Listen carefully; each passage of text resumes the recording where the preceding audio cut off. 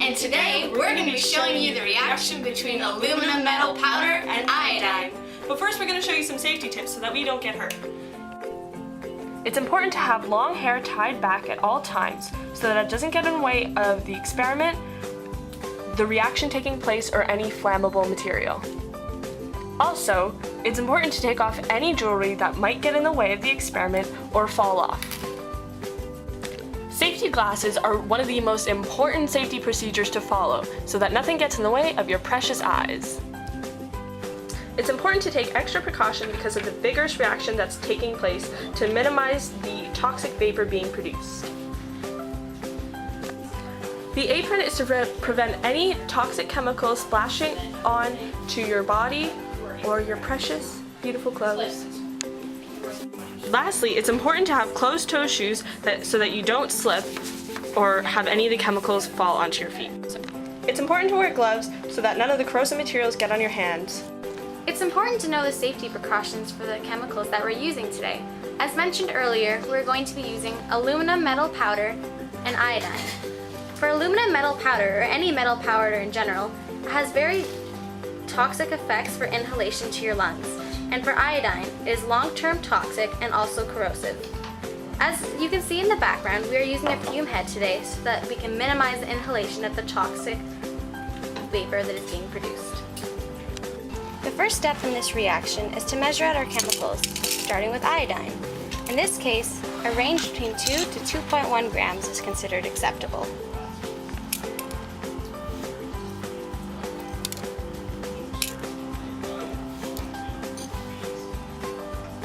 Secondly, we need to measure out our other chemical, aluminum metal powder. A range between 0.5 to 0.6 is considered acceptable. The third step is to mix both chemicals with a mortar and pestle to have a finely granulated powder.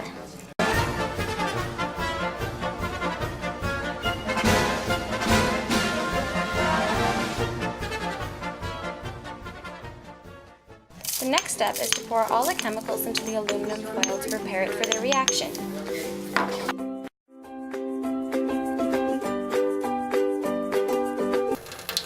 In order to start this reaction, we're going to measure out hot water to use as a catalyst. Now, using a pipette, we're going to draw up some of the water so that we can use this during the reaction to add onto the powder. Now ready to start the reaction. We are now going to add water to start the reaction.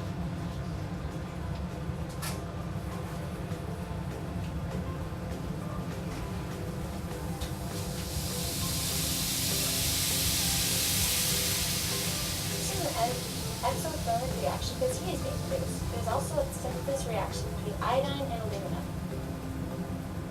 Notice the purple iodine vapor rising.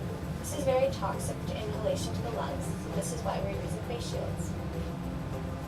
It is a chemical reaction because heat is being produced, there is a change in color, and vapor is also being produced. Now that the reaction is complete, we can now open up the fume hood. We can also examine the product in detail. Notice that the properties of the product differ from the original properties of the reactants. This also gives evidence of a chemical reaction. The pipette was used to draw water and insert it through the opening of the fume hood to drop the water into the mixture. The beaker was used to measure the water. The scupula and tweezers were used to measure out the chemicals. The petri dishes were used to measure the chemicals into. The mortar and pestle were used to mix and grind up the mixture.